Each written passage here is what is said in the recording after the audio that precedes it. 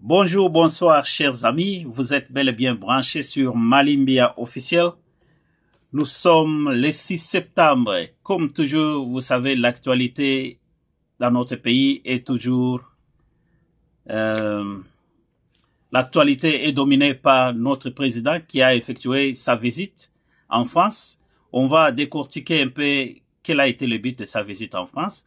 Et on a aussi l'actualité qui domine pour le moment, c'est ce que le ministre français des Affaires étrangères a débattu avec ses collègues dans leur parlement pour l'affaire des réfugiés. Les sans-papiers désormais seront refoulés en RDC, au Congo RDC.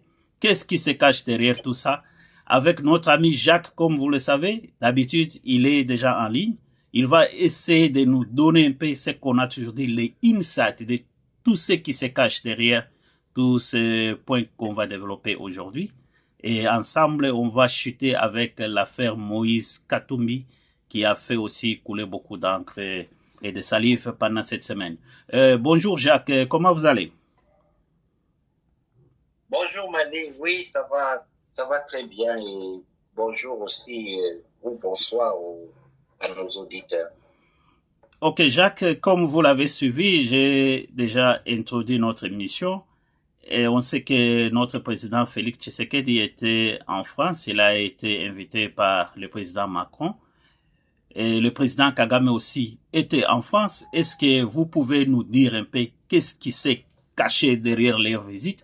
Parce que jusque-là, donc on n'a pas eu la chance d'entendre les porte-parole du gouvernement pour nous dire effectivement pourquoi le président était en France et quel a été les points ou bien le but de leur visite en France.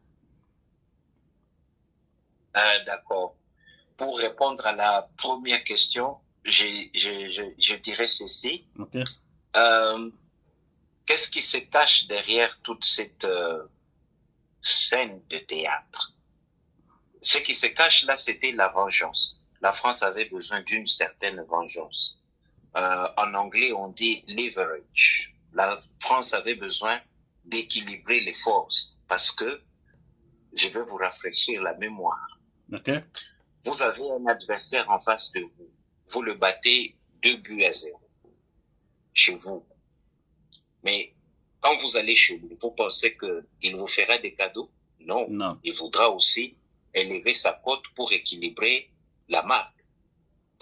Il y a quelques mois, le président Tshisekedi est parti à Paris et là-bas, il a été interviewé par un ministre de TLC. C'est une chaîne de télévision, une grande chaîne de télévision ici, Okay. TLC. Et là-bas, il a dit, nous pensons que la Chine et la Russie nous comprennent mieux que vous, les Occidentaux. Et nous sommes prêts à coopérer avec eux parce qu'ils ne viennent pas avec cette attitude de dominé à dominant. Ils viennent chez nous avec l'attitude de partenaires égal à égal. Gagnant-gagnant, comme il a toujours dit. Oui, nous avons du mal à vous faire comprendre, vous les Occidentaux, que les choses ont changé et que l'Occident devait très bien s'entendre avec l'Afrique parce que l'Occident est proche de l'Afrique, alors que la Chine est très loin. Mais comment se fait-il que les Chinois nous comprennent mieux que vous?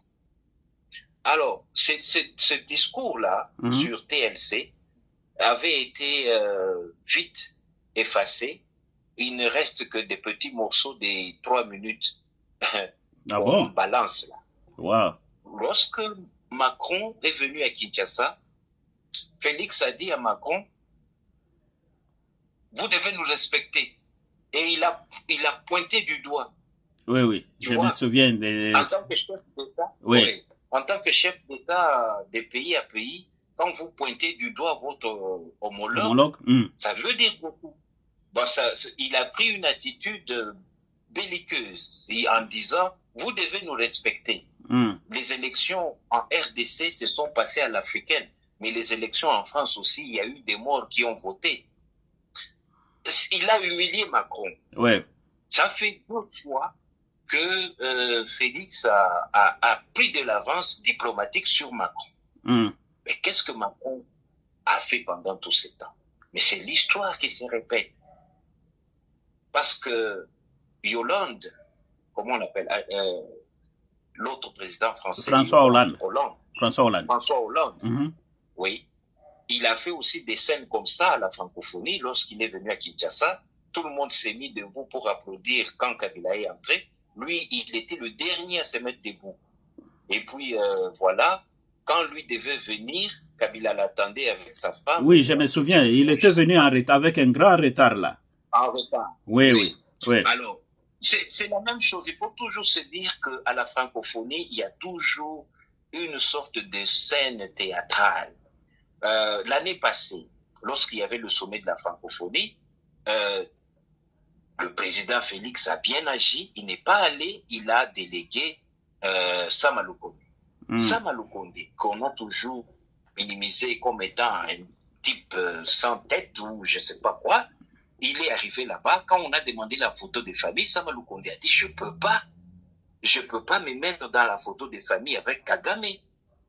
Wow. C'est un tueur, c'est lui qui a la base de 15 millions de morts au Congo. Comment voulez-vous que je me mette dans la même photo de famille avec lui?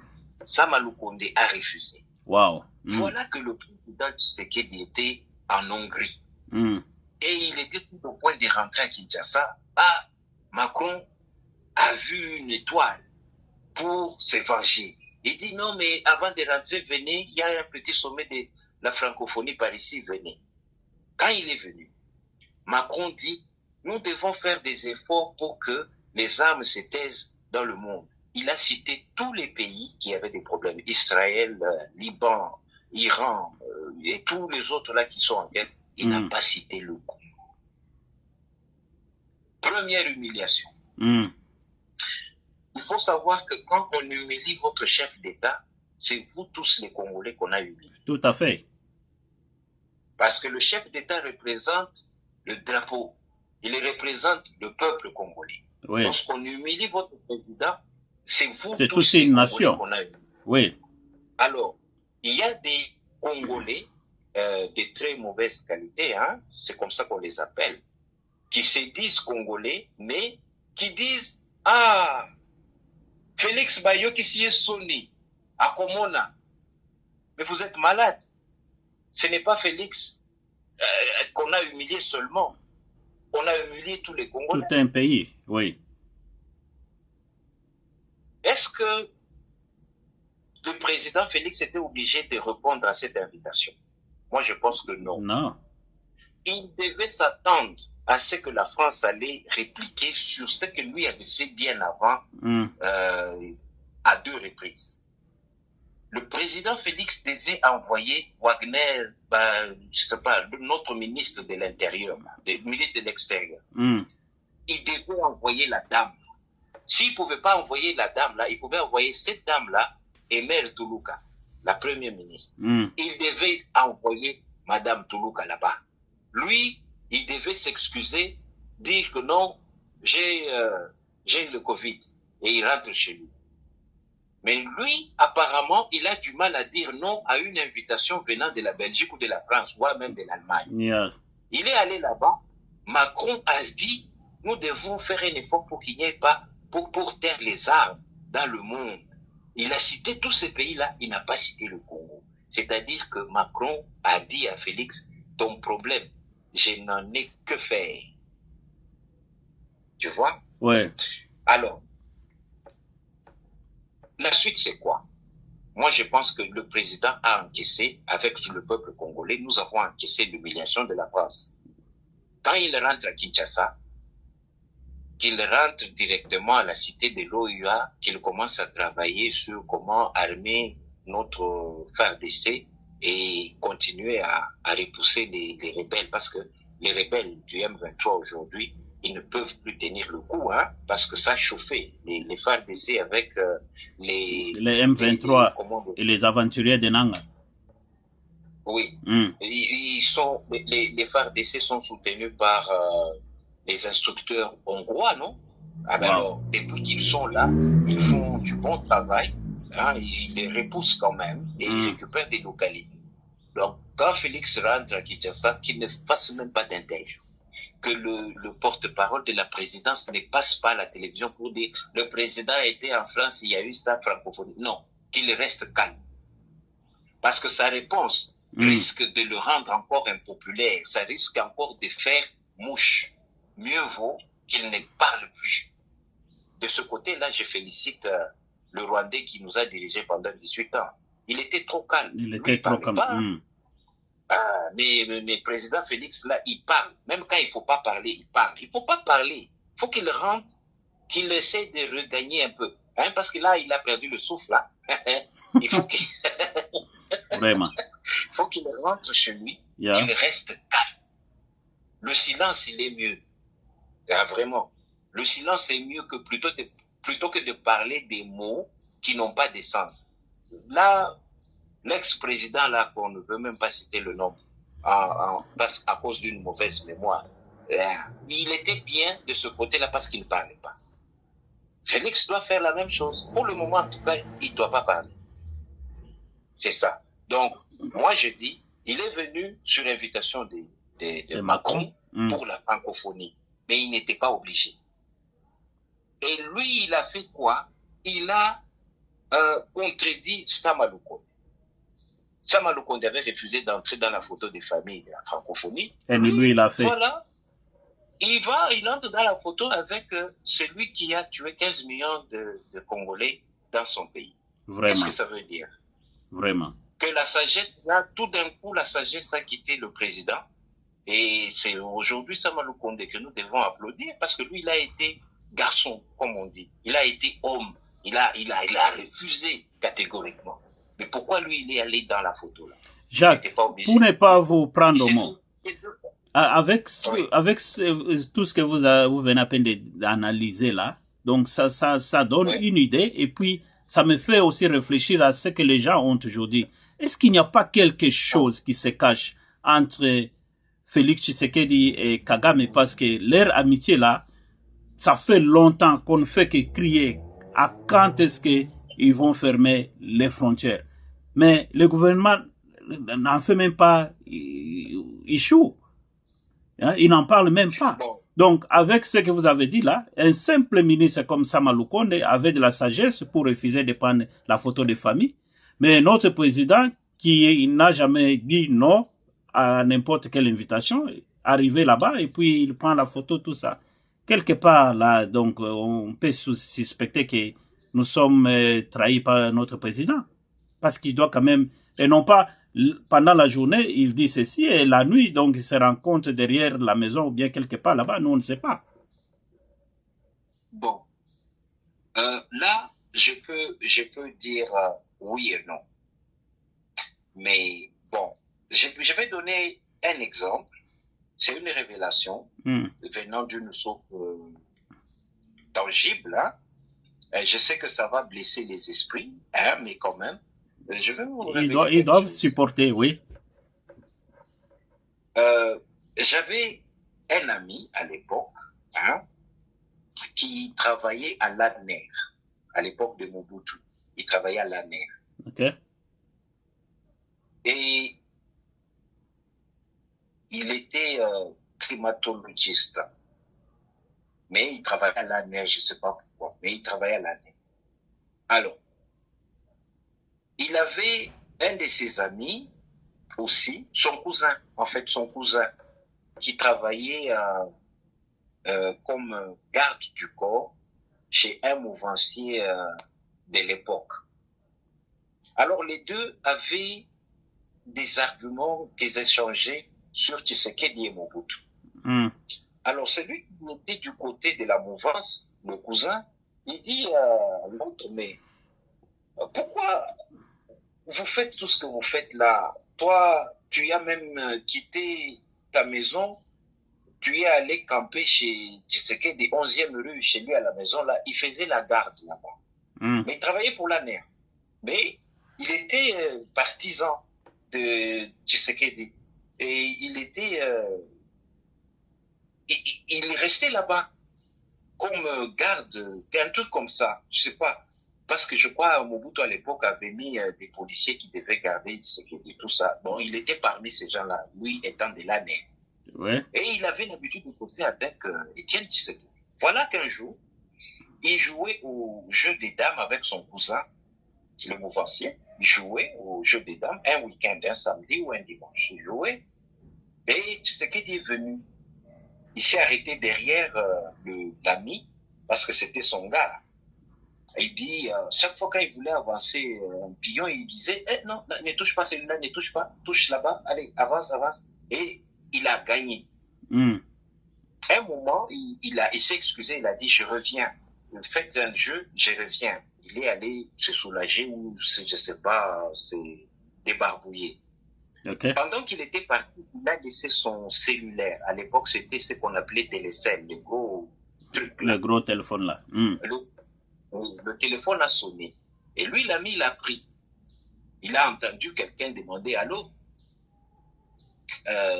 Il a dit oui, allô.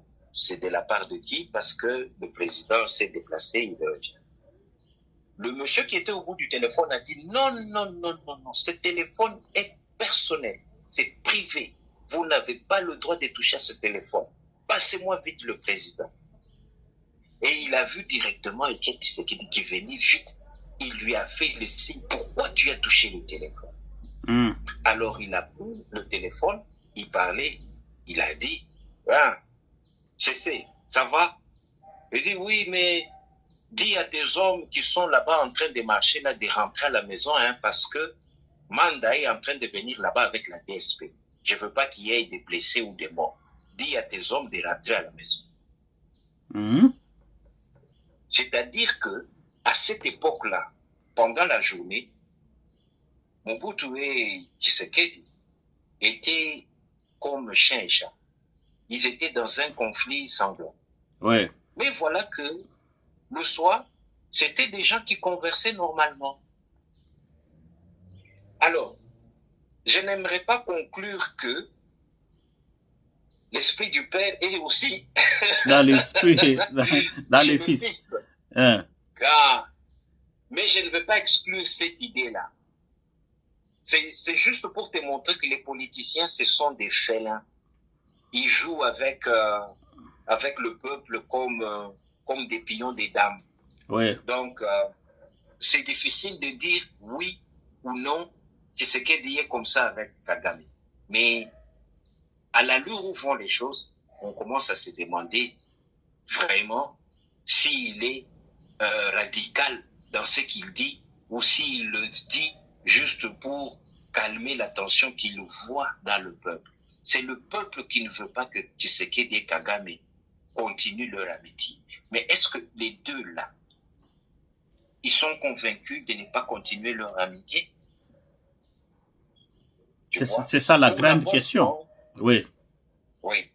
Pour la bonne forme, le président Tshisekedi va agir comme quelqu'un qui est du côté de son peuple.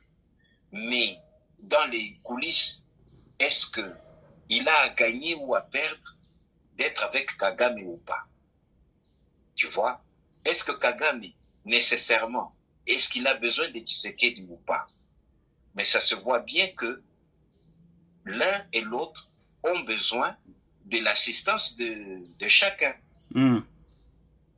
Oui, parce qu'il n'y a pas que Tshisekedi qui se sent obligé d'être ami à Kagame, mais on sent aussi que Kagame est, on dirait, contraint à accepter la main de Tshisekedi.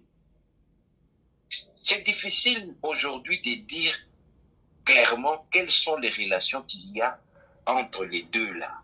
C'est difficile de dire, mais il y a déjà, comme on dit, une fuite. Il y a déjà des traces qui montrent que ces deux-là ne sont pas aussi ennemis qu'ils veulent nous faire croire. Oui. Tu vois? C'est ça. Donc, moi, j'ai dit, si le président Tshisekedi est dans ces jeux-là, ben, ça va se savoir, comme Tchalamouane avait dit. Ça va se savoir. Hein? Parce que aujourd'hui, on est dans le... Oui, parce qu'on ne comprend pas vraiment. Nous sommes en train de crier tout haut. Le peuple est en train de crier. S'il est là où il est, au pouvoir, c'est parce que le peuple a voulu qu'il soit là-bas. Et le même peuple qui vous a donné, c'est combien de pourcentage il avait eu? 73 ou 90? 73. les mêmes peuples vous disent fermez les frontières. Mais vous ne fermez pas les frontières. Coupez les relations. Vous ne coupez pas les relations diplomatiques. Mais qu'est-ce qui se cache derrière tout ça? C'est avec toutes ces questions-là. C'est pour cela que les peuples commencent quand même à suspecter. Oui. La réponse à ça, en bref, c'est que Kagame et Tshisekedi entretiennent un flou sur leurs relations, réellement. Il y a une relation qui existe entre les deux, mais il y a un flou qui ne nous révèle pas exactement c'est quoi cette relation. Est-ce que c'est une relation des deux personnes belliqueuses ou bien c'est une relation des deux hypocrites qui font la tête devant le peuple, mais dans les coulisses, dans le noir, c'est des bons amis qui partagent du vin. On ne sait pas. Ça, on ne sait pas. Mais une chose est vraie, ça va se savoir un jour. Un jour, Ouais. Ça va se savoir un jour. Quelle que soit la longueur de la nuit, le jour finira par apparaître. Tout à fait. C'est ça. Ouais. Tout à fait. Parce que, regarde, là où Tshisekedi doit joindre la parole à l'acte, c'est quoi? C'est en fermant définitivement notre ambassade à Kigali. Et ramener l'ambassadeur au Congo et de renvoyer, de fermer l'ambassade du Rwanda au Congo. Oui, mais il ne le fait pas. Aussi, d'aller à un niveau plus élevé, supérieur, celui de fermer la frontière, c'est-à-dire y mettre des barbelés ou bien un mur. L'idée de construire un mur entre nos deux pays, ce n'est pas quelque chose à faire parce que il veut nous prouver quoi que ce soit. Non, c'est quelque chose à faire parce que c'est une urgence.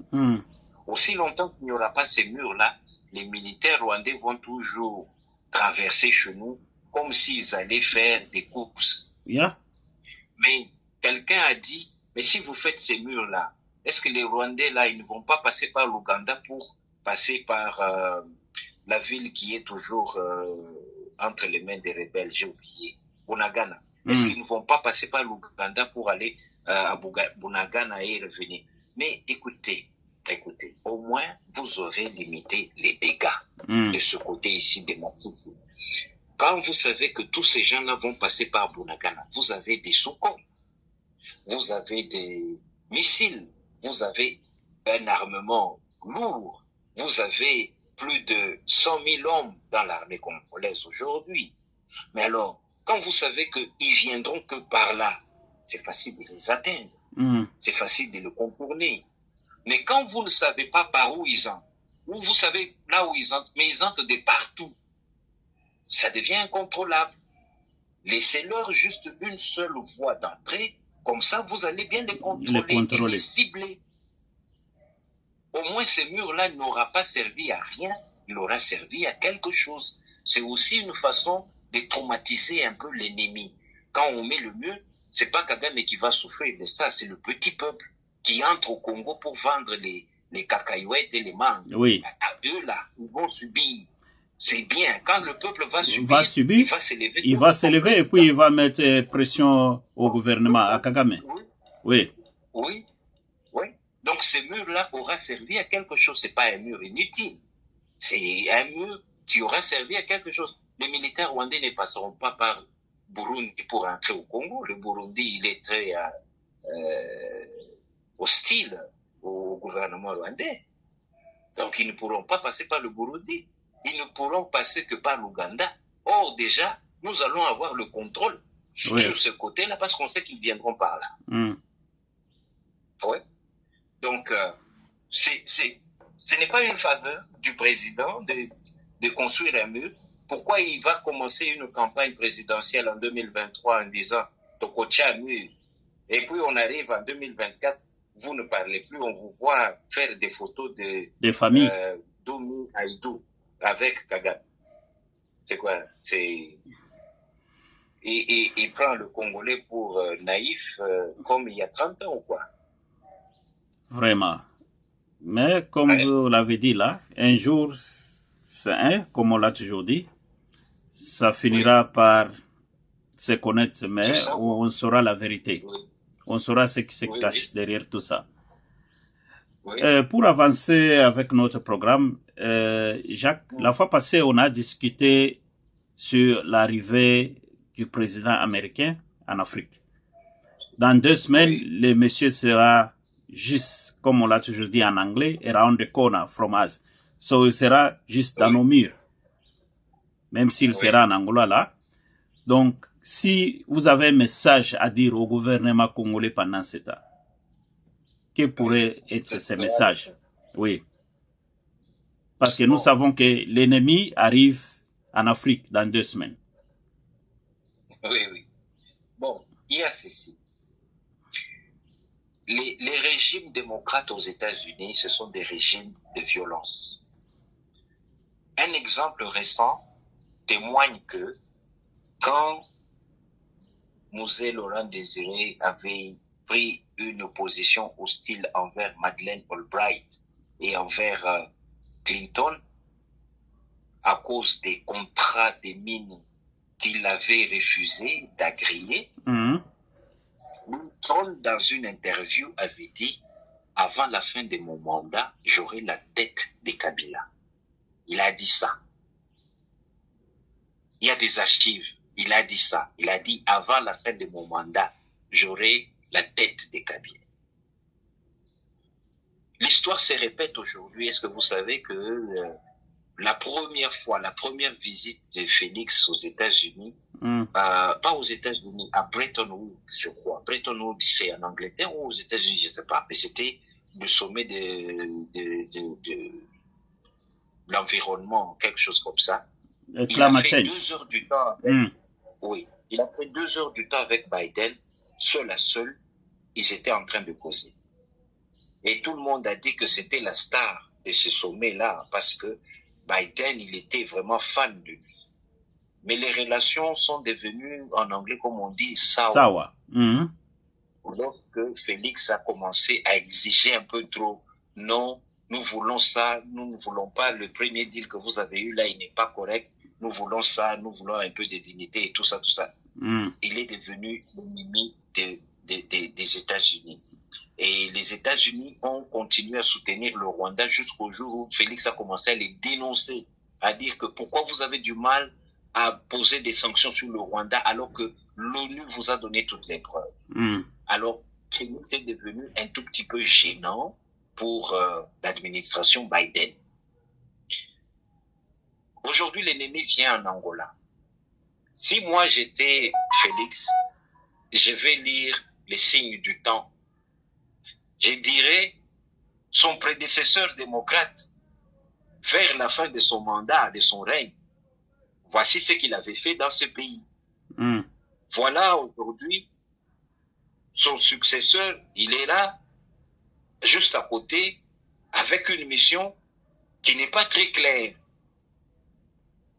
Non seulement il envoie un navire de guerre américain sur les côtes de Lobito en Angola, mais aussi il vient lui-même. Qu'est-ce qu'il y a eu?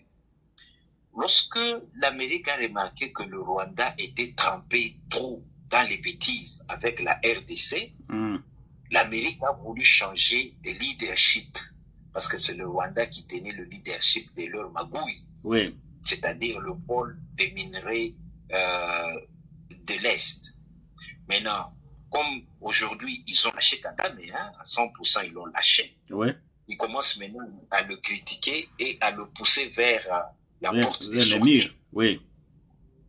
Qu'est-ce que Biden a fait? Il a voulu donner le leadership à Lorenzo. Non, le président kenyan. C'est pas Kenyatta, les nouveaux ici. Ok, le nom va arriver. Oui. Il a fait venir le président kenyan aux États-Unis, vous vous rappelez? Oui. Et il a même fait asseoir sur son fauteuil présidentiel, comme pour dire à travers les signes que je te donne le fauteuil pour le leadership en Afrique, précisément en Afrique de l'Est. Ben, lorsque c'est pas Uhuru Kenyatta, mais lorsque le président kenyan est rentré chez lui, vous avez vu qu'il y a eu des soulèvements. Oui. Le peuple kenyan a dit comment vous allez aux États-Unis et vous dépensez 30 millions de dollars pour louer un jet privé et vous y allez avec votre femme et vos enfants. Alors, lorsqu'il y a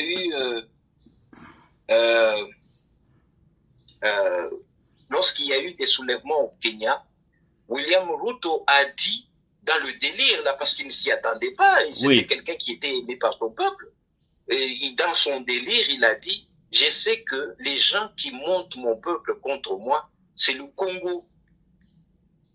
Tu vois? Alors que le Congo n'avait rien à voir dans cette histoire-là, c'est sa bêtise à lui. Il allait faire des pactes avec l'Amérique et le peuple kenyan n'était pas content. N'était pas content, oui. Que voilà, vous allez là-bas, on vous promet des miettes, vous dépensez 30 millions de dollars pour vous déplacer. Alors, William Ruto a perdu ce leadership-là. L'Amérique a passé le leadership à Lorenzo, président angolais. Ce n'est pas pour rien que Biden va là-bas. Il a compris que s'il fait venir encore Lorenzo aux États-Unis, comme il avait fait avec William Ruto, ça va faire du bruit là-bas en Angola. Et pour le moment, ils n'ont pas besoin de bruit. Ils n'ont pas besoin de ça. Donc, il vient voir Ruto pour to make sure que le chemin de fer là que l'Amérique a proposé, que ça se fasse. C'est pour sceller un deal. C'est pour dire, par exemple, nous devons avoir ce chemin de fer là qui quitte l'est du Congo jusqu'à Dilolo à Lobito, même si Félix refuse, parce que Félix a refusé, je ne sais pas si tu es au courant. Oui. Parce qu'il a refusé. Ouais. Félix a refusé. Alors, lui, il va là-bas pour renforcer ce deal-là, pour que Lorenzo soit, en tout cas, à la hauteur d'exécuter ce mandat-là. Tu vois? Le président Félix a dit non aux Américains, c'est ça qui les fâche.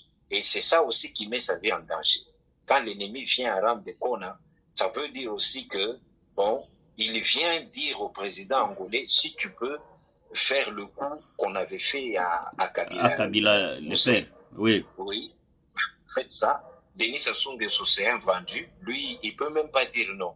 Lui, c'est du gâteau. Hein? C'est comme un poteau qui passe dans le beurre. Lui, il n'y a rien. Alors, il y a quoi? Le président Tshisekedi avait proposé que le chemin de fer quitte l'Est, qu'il passe par les Kasaï, qu'il passe par Bandundu, qu'il aille jusqu'au port des Bananas. Parce qu'il a signé un contrat avec l'Arabie Saoudite pour que l'Arabie Saoudite nous aide à construire ce port-là et que ce soit un port en eau profonde.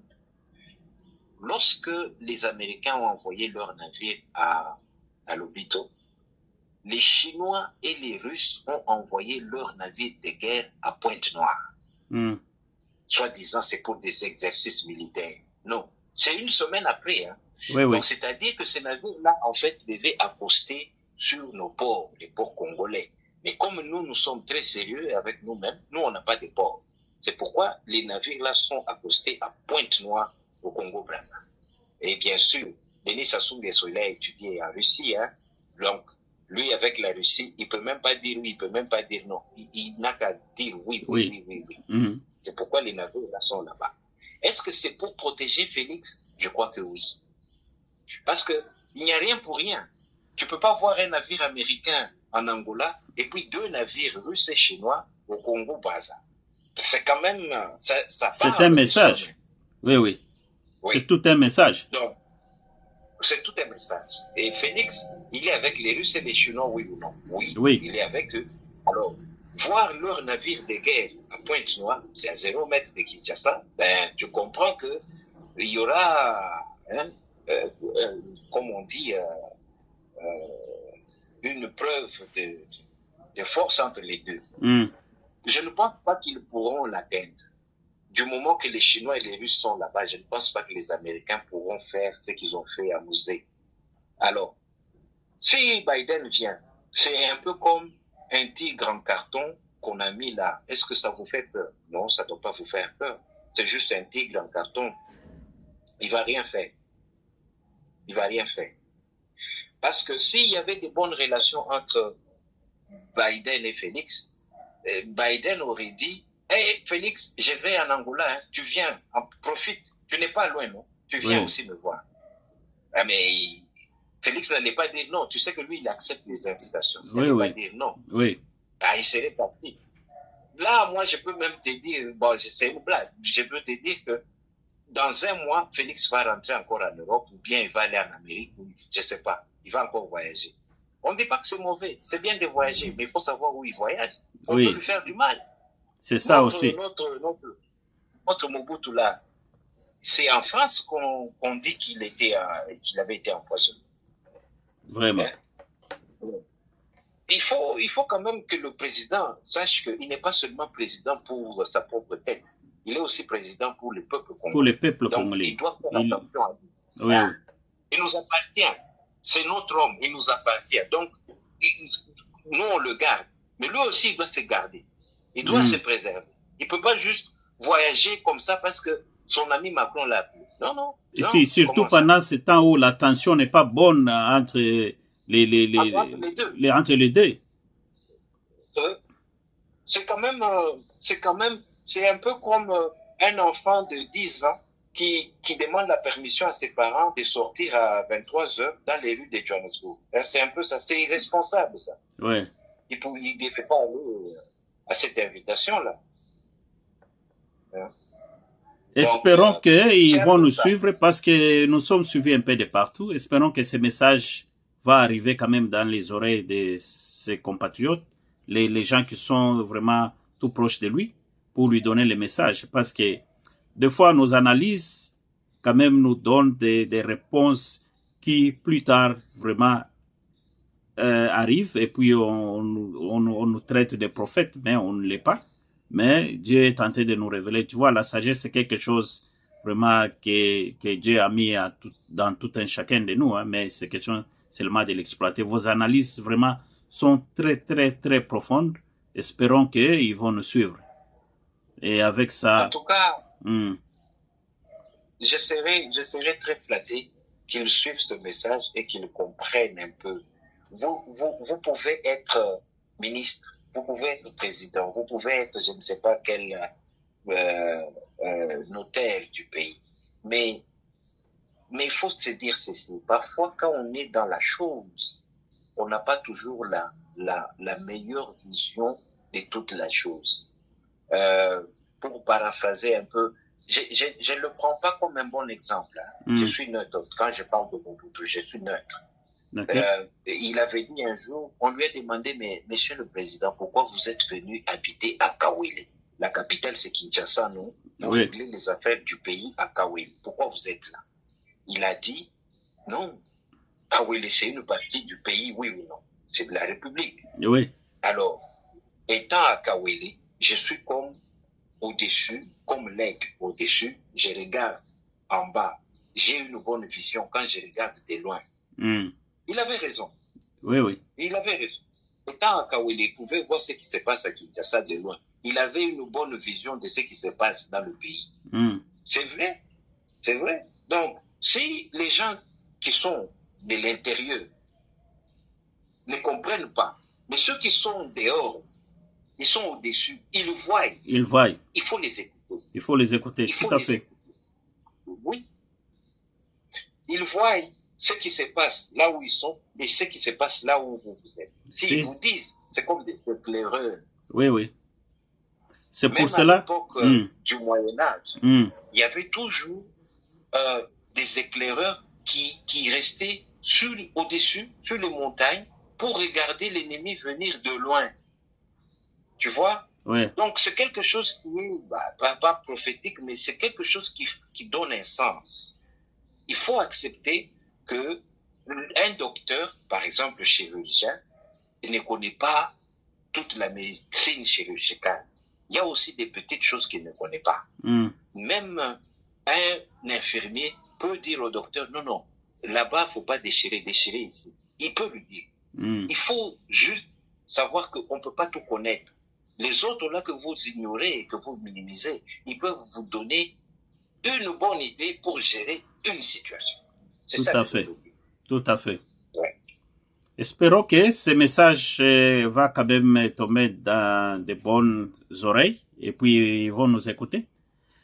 Jacques, Oui, pour avancer avec notre show, notre programme, on va aussi oui, parler de ces fameux problèmes de la révision de la Constitution. Je sais que la fois passée, on a essayé un peu de discuter là-dessus, mais j'ai comme oui, l'impression que pour le moment, ça devient vraiment, comme on l'a toujours dit en anglais, it's open.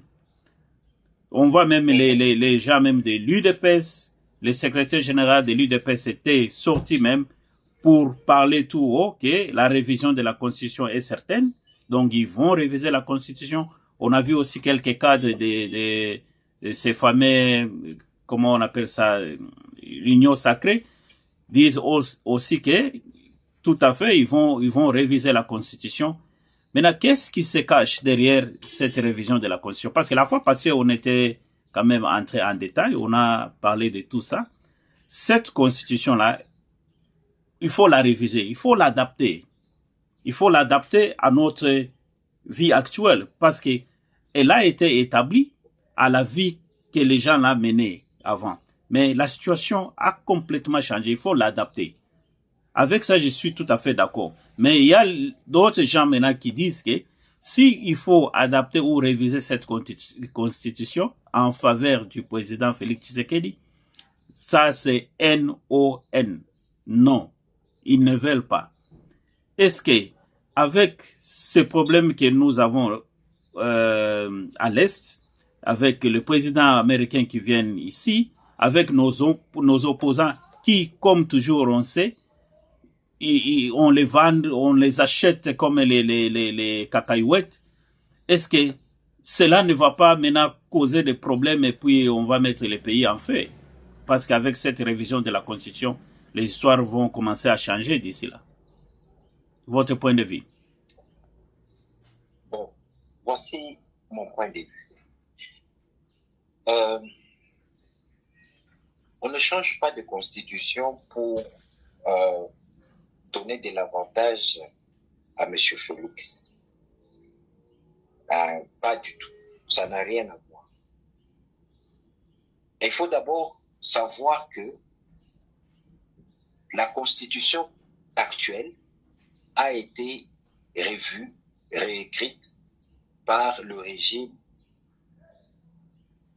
de Kabila, Joseph, et que cette constitution-là était quelque chose de vite fait pour asseoir son pouvoir qu'il avait acquis d'une manière illégitime. C'était une constitution de guerre. On a écrit cette constitution-là parce que nous étions en pleine guerre contre le Rwanda et l'Ouganda. À l'époque, même le Burundi était en guerre contre nous. Alors, c'était une constitution taillée de manière à ce que lui, qu'il ait le pouvoir à 100% et qu'il ait la facilité d'intégrer les, comment à l'époque on les appelait, les gens des Moïse, de Ngoma, j'ai oublié comment on l'appelait. Comment les Wazalendo, comment?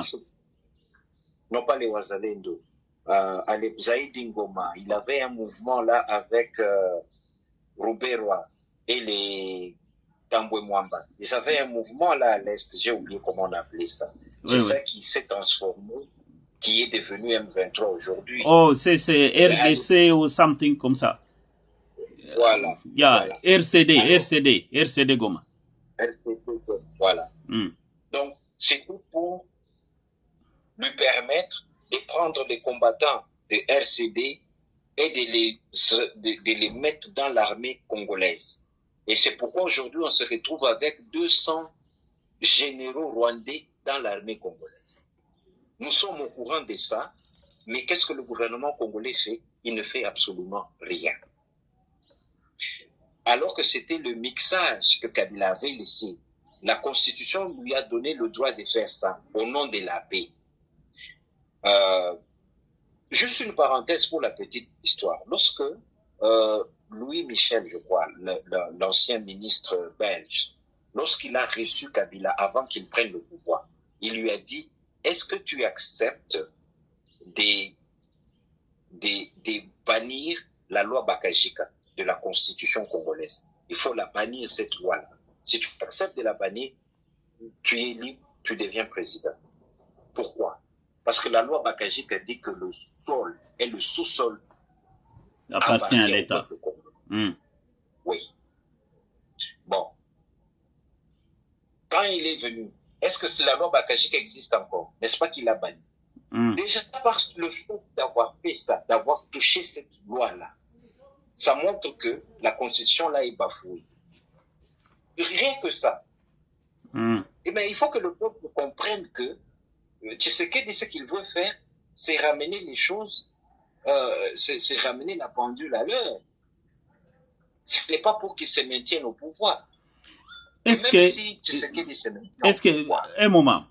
ce n'est pas les mêmes Tshisekedi, les mêmes Félix? Parce que je n'ai pas prévu les audios et les vidéos de Félix. C'est lui-même qui disait l'autre fois que Constitution Oyo Tokosimba Yangote à l'époque de Kabila, il ne voulait pas qu'on puisse changer cette constitution. Maintenant, qu'est-ce qui fait que maintenant lui il est au pouvoir, maintenant il veut à ce qu'on puisse changer la même constitution? La réponse est simple, Mali. Lorsque Kabila lui-même devait prendre le pouvoir, on l'a fait chanter, oui ou non? Oui.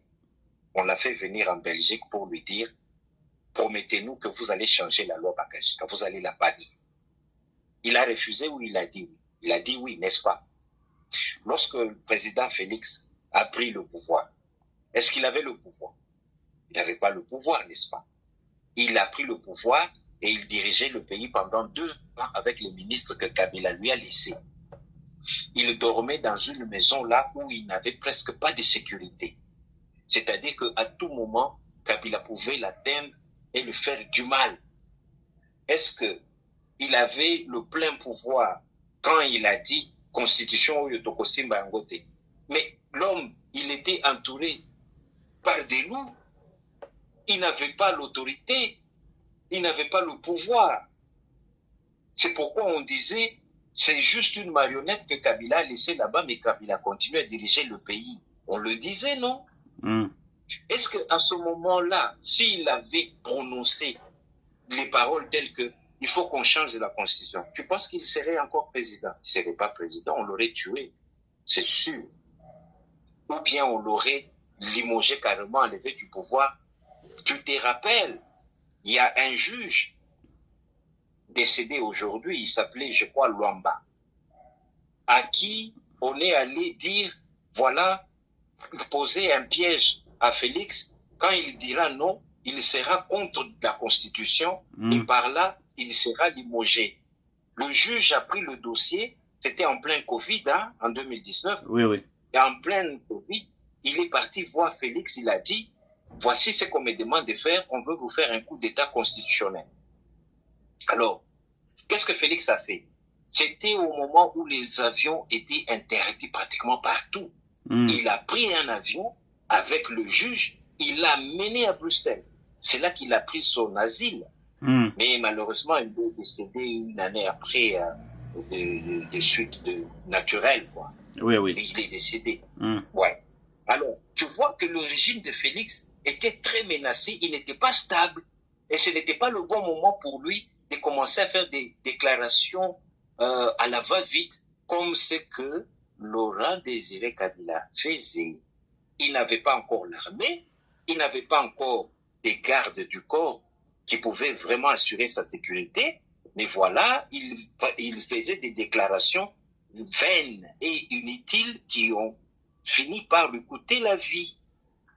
Il n'avait pas une bonne sécurité, mais le voilà qui va sur les chaînes internationales dire Madeleine Albright m'a appelé, je l'ai raccroché au nez, et puis il rigole. Tu crois que tu as quelle sécurité pour parler comme ça? Tu vois ce qui s'est passé? Oui, oui. Alors, Félix ne pouvait pas commettre la même erreur que ce que Mouzé avait fait. C'est pourquoi il s'est fait petit, parce qu'il était en train d'observer, lui-même l'a dit plusieurs fois. Lorsque je suis en face d'une personne, je me fais bête, je me fais imbécile, idiot. mais je suis intelligent, je l'étudie.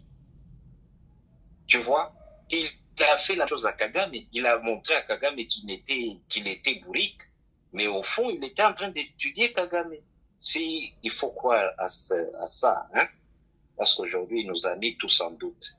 Donc, il avait dit à l'époque qu'il n'allait pas toucher la Constitution parce qu'il n'avait pas encore assis son pouvoir. Maintenant que le peuple a fait asseoir son pouvoir des pleins pieds, il a eu maintenant la force de dire qu'on va changer la Constitution parce que le peuple le réclame. Ce n'est pas lui. Ça allait être grave. À l'époque, s'il avait changé la Constitution, ça allait être, on dirait, c'est personnel, c'est lui qui veut changer la Constitution. Mais là, aujourd'hui, c'est un débat qui est dans le peuple, c'est le peuple qui réclame. Est-ce que c'est tout le peuple qui réclame la révision de la Constitution? Parce que nous voyons nos opposants, nos opposants ont commencé déjà à sortir par-ci, par-là, pour dire que jamais, en ce qui concerne la révision de la Constitution, on ne va pas toucher à la Constitution. Et dernièrement, on a vu Martin Fayoulou qui était sorti demandant les dialogues, les fameux dialogues n'ont pas eu lieu. Et pour entamer aussi notre dernière question, parce qu'on va chuter là-bas, je voulais assez que vous puissiez enchaîner tout ça en un mot. Donc, nos opposants qui vont bientôt là se mettre dans la rue et pour commencer à manifester contre la révision de la Constitution, on voit déjà que Moïse Katumbi est vraiment dans le feu parce que il paraît qu'il voulait se faire un petit aérodrome au Katanga là-bas. Est-ce que vous pouvez nous parler aussi de ça? Bon, pour revenir sur la Constitution. Oui. Le professeur Essambo confirme que l'actuelle Constitution a été rédigée par 21 personnes, dont 18 sont étrangères, avec 3 Congolais seulement. Dans les 21 personnes, il n'y a que 3 Congolais qui ont été là pour assister à la rédaction de la Constitution faite par les étrangers. Parmi les étrangers, il y avait 4 Rwandais et le reste, c'était les Occidentaux. Allons-y. C'est extrêmement grave. Voilà pourquoi les politiques congolais aux nationalités douteuses s'opposent farouchement à la dissolution de cette constitution. S'il y a des gens qui s'opposent, c'est parce qu'ils ont des nationalités douteuses. C'est parce qu'ils savent que la prochaine constitution qu'on veut instaurer au Congo, elle sera faite, écrite par les Congolais des pères et des mères, comme moi. Alors, ces Congolais aux origines douteuses, comme Kamitatu, comme Moïse Katumbi, comme Martin Fayoulou lui-même, s'opposeront toujours parce qu'ils vont voir que c'est un danger pour leur carrière politique. C'est tout à fait normal. Pourquoi le peuple est derrière eux? C'est par manque de connaissances. C'est normal, ça arrive partout. Il y a des gens qui veulent apprendre, il y a des gens qui ne veulent pas apprendre. La réalité est que la constitution actuelle que nous avons, elle a été écrite par des étrangers. Les 3 Congolais qui étaient là n'ont rien fait, n'ont pas sauvé le Congo. Ils ont pris un peu d'argent, ils se sont payés des maisons et puis ils se sont mariés à 4 femmes. C'est tout. Eux, ils n'ont pas vu l'intérêt du Congo. Maintenant, Mali, j'ai dit ceci. Moïse Katumbi, il en fait trop. C'est quelqu'un qui fait trop de bruit. On en a marre. Moïse Katumbi ne peut pas juste rester tranquille 6 mois sans faire le buzz. Après chaque 6 mois, Moïse Katumbi vient avec un scandale. Pour finir, il y a quelques années, Kabila a dit quoi? Takukamat. Il a fouillé. Il regardait le Congo par la frontière, au loin. Tshisekedi a fait quoi? Non, monsieur, revenez. Prendre même le passeport congolais, lui donner. À tort, il lui a donné un passeport congolais. Pourtant, ce n'est pas un Congolais. Bon, maintenant, il y a une loi au Congo. Même comme nous avons des difficultés pour faire respecter la loi. Mais quand même, il y a une loi au Congo qui dit ceci. Lorsque vous voulez vous faire un petit aérodrome, vous demandez la permission à la RVA. D'abord, ce dossier-là sera remonté peut-être au niveau provincial, ensuite au niveau du gouvernement. Ça s'octroie. Mali, Oui. nous venons tous du Congo. Lorsque vous avez besoin d'un terrain quelconque, vous allez où? Au cadastre. Au cadastre. C'est là que vous faites le papier pour avoir un terrain. C'est l'État qui vous octroie le terrain. Moïse Katumbi a une maison là-bas à Poitou. Il a acquis cette maison-là comment? Je suis sûr qu'il est allé au cadastre, on lui a donné les papiers de son terrain et il a construit une maison. Et même pour construire, vous avez besoin d'avoir l'autorisation de bâtir au cadastre. Donc, tout d'un coup, Moïse qui a été au cadastre, demander l'autorisation de bâtir, demander l'autorisation d'avoir un terrain pour construire sa maison, il oublie, il ne connaît pas, il a oublié la loi, que quand vous voulez faire une piste d'atterrissage pour vous amener les engrais, vous, le fermier, non, là, il ne sait pas qu'il faut demander une autorisation. C'est faux. Il a fait ça à dessein. Pendant la journée, on n'a pas vu des gens travailler sur cette piste-là. C'est la nuit que ces gens-là étaient en train de travailler. Donc, ça se voit déjà que vous avez des intentions cachées. Ces gens-là, c'était des Chinois ou comment? Parce que il paraît que les Chinois ne travaillent que la nuit. Oui, c'est des Chinois avec des travailleurs congolais. Et qui a trahi? Ce sont ses propres travailleurs. C'est-à-dire que si ces travailleurs-là n'avaient pas trahi, on allait juste voir un jour un petit aéroport du style moderne qui atterrit là-bas. Il y a derrière sa maison. Oui, qui amène des engrais, non seulement des engrais, mais qui amène aussi les M23. Tu vois? Pour la sécurité de l'État, nous sommes un pays en guerre. Pour la sécurité de l'État, même lui, même si c'était pour des fins commerciales plutôt, même si c'était pour cette raison-là, il ne devait pas cacher ça. Nous sommes un pays en guerre, il devait annoncer, il devait demander la permission, l'autorisation de construire son petit aéroport. Et puis, pour qui il se prend? Après tout, tu es un investisseur, nous sommes d'accord. Mais est-ce que quand tu vas investir dans un pays, ça te donne le droit de faire n'importe quoi, comme tu veux, sans demander permission, comme s'il n'y a pas une autorité dans ce pays-là? C'est bien, on a vu qu'il a fait beaucoup de champs de maïs là. Mais le bunga au Katanga, ça manque toujours. Mais maintenant, le maïs là qu'il fait là, ça va où? Ça va où? On se pose aussi la question, c'est ça qui nourrit les M23 ou quoi? On commence à se poser mille et une questions sur ses vrais objectifs, ses vraies intentions, on ne connaît pas. C'est un homme qui est je peux dire, en effurie. Hein? Il faut le calmer, c'est comme un taureau qui s'est déchaîné. Et maintenant, il a été interpellé ou bien il a quitté le pays? Parce que j'ai appris qu'il a quitté de peur qu'il soit arrêté. Bon, l'ANER est allé lui rendre visite, visite de courtoisie. Oui. Comme toujours. S'il a quitté le pays, oui. C'est un peu comme une gangrène qui vient d'être enlevée du corps d'une personne malade.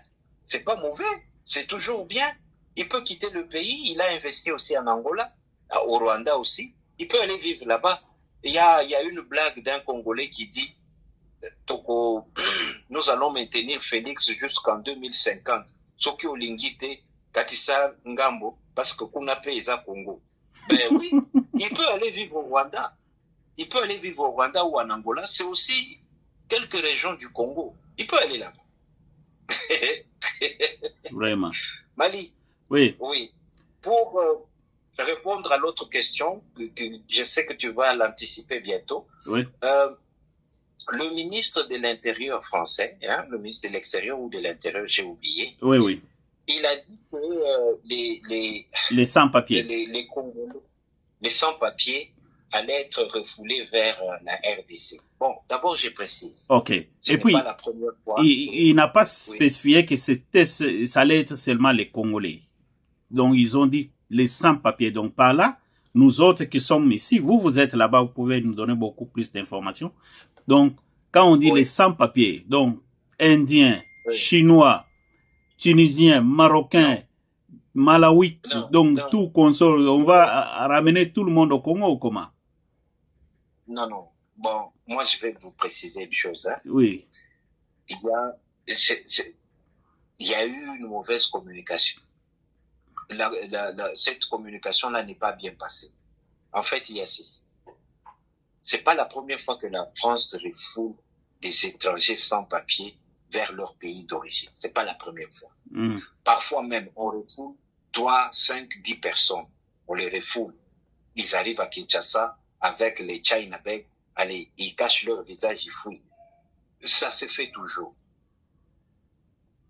Pourquoi cette fois-ci c'est particulier? Cette fois-ci c'est particulier parce que ce ne sont pas les sans-papiers de la France.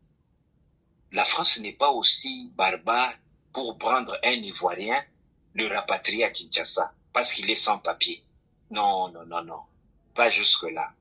D'abord ici, nous parlons des demandeurs d'asile d'origine congolaise qui sont à Mayotte.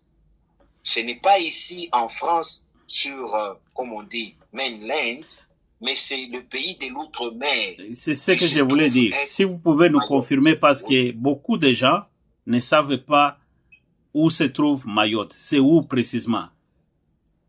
Voilà. Mayotte se trouve entre Madagascar et l'île des Comores.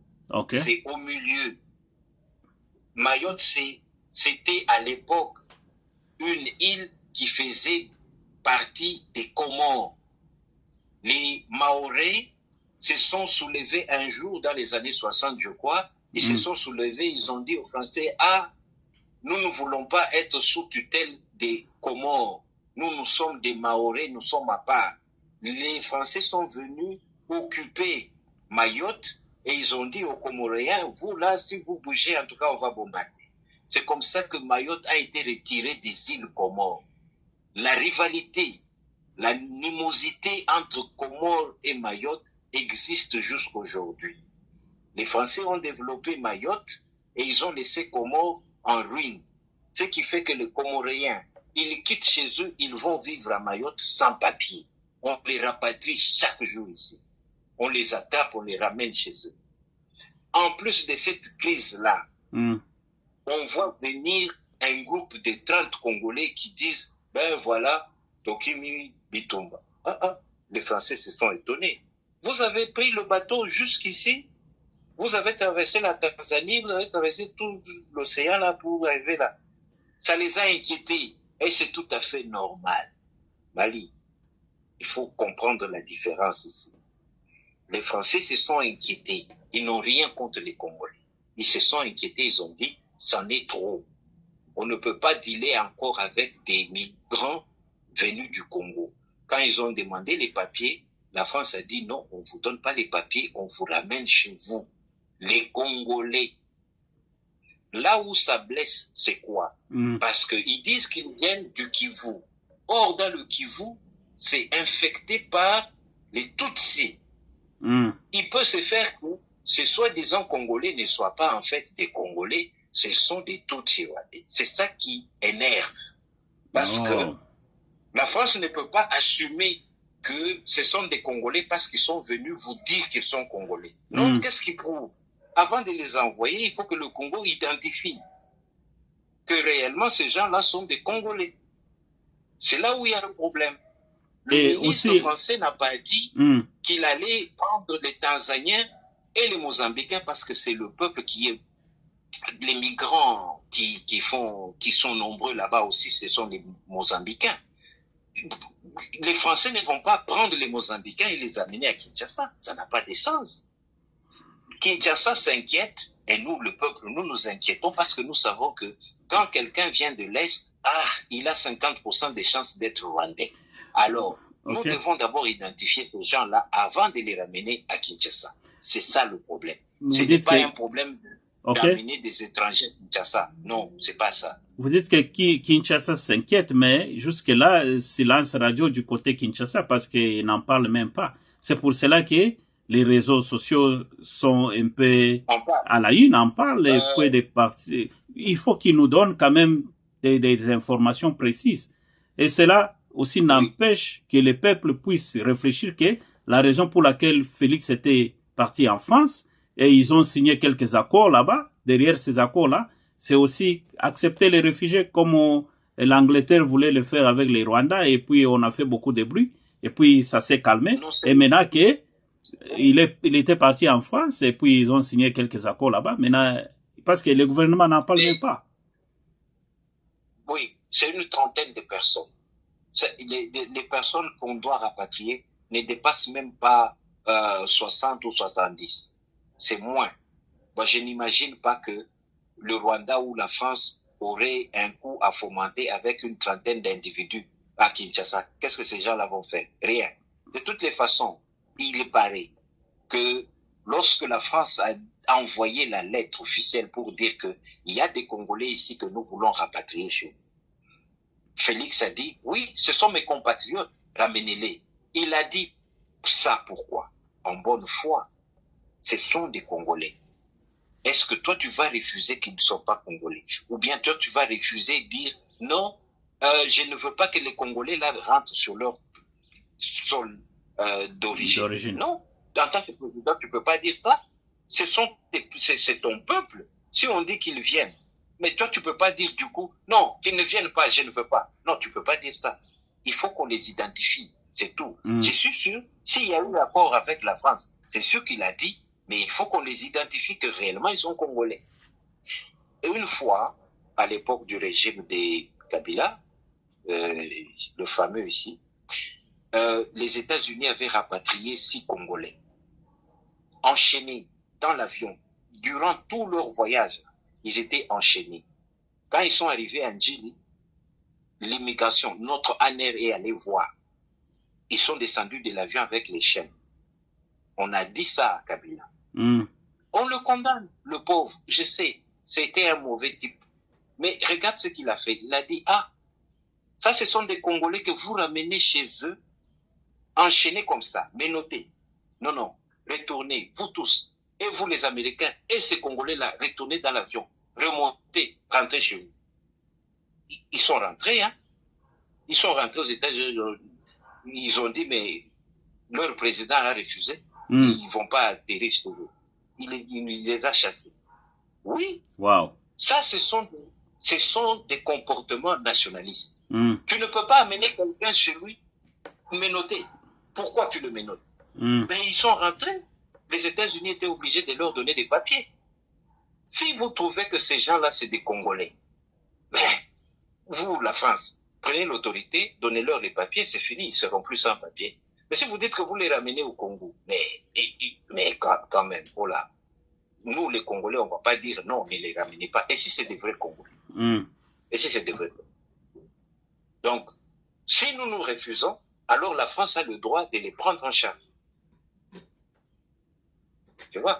Vraiment. Et je pense que la position du Congo est bonne en disant oui, ramenez-les, mais ils seront vérifiés pour voir s'ils sont Congolais ou pas. Mais avant même qu'ils montent dans l'avion pour atterrir à Kinshasa, il faut vérifier ça là-bas à Mayotte.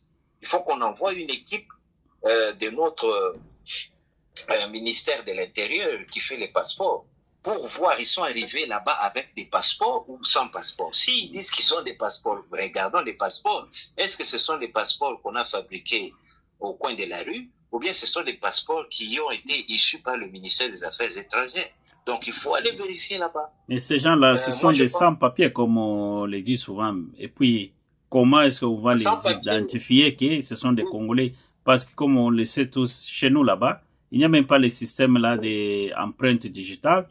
Donc avant de sortir, vous aviez mis votre fingerprint là-bas, quelque chose comme ça, non? Comment est-ce qu'on va les identifier? C'est ça le problème. Si on arrive là, et que ces gens-là n'ont aucune pièce justificative qui montre qu'ils sont Congolais, alors pourquoi ils disent qu'ils sont Congolais? C'est ça le problème, c'est ça la question. Oui, nous avons le droit de dire qu'ils ne sont pas Congolais. Parce que ce n'est pas le fait d'avoir vécu au Kivu qui fait de vous un Congolais. Non. Il faut qu'il y ait au moins, même un bulletin de l'école primaire qui montrent que vous avez été là. On peut remonter à l'histoire, connaître vos parents et puis confirmer que vous êtes Congolais. Si vous êtes sur le sol congolais, mais avec des parents rwandais, Tutsi, vous n'êtes pas Congolais. Vous êtes du Rwanda, il faut qu'on vous ramène à Kigali. Bien Vraiment. que Kigali, c'est aussi une province du Congo, mais on vous ramène là-bas. En tout cas, Jacques, Donc, merci beaucoup vraiment pour vos analyses. Et vraiment, c'était profonde et vraiment très, très intéressante. Je sais que vous aviez déjà dit un mot de la fin. Juste un mot de la fin maintenant pour clôturer. Parce que je sais que la semaine prochaine, on va encore ramasser toute l'actualité de la semaine et puis résumer encore comme on l'a toujours fait. Un mot de la fin pour terminer. Oui. Un mot de la fin, Mali, je dirais ceci. Le président n'est pas obligé de répondre à toutes les invitations lancées à travers le monde. Surtout pendant ce temps. Le Congo est grand. Si le président a envie de voyager, il peut aller à Kisangani, il peut aller à Ituri, il peut aller à Isiro, il peut aller à Lubumbashi, il peut aller à Likasi, voir le pays, voir dans quel état est le pays. Il ne faut pas attendre seulement que les conseillers viennent lui dire « Mokonzi, Mboka eza bien, Kimia ezali ». Non, non, vous-même, allez vous rendre compte sur le terrain. Il ne faut pas toujours, l'Arabie Saoudite, venez, on veut vous parler. Ah, tu prends l'avion, tu pars. Non, non, des fois, il faut envoyer les conseillers. Des fois, il faut envoyer les ministres. Mère Touloukala, elle connaît, elle a une tête, elle est intelligente. Il faut l'envoyer, il faut la laisser, elle voyage.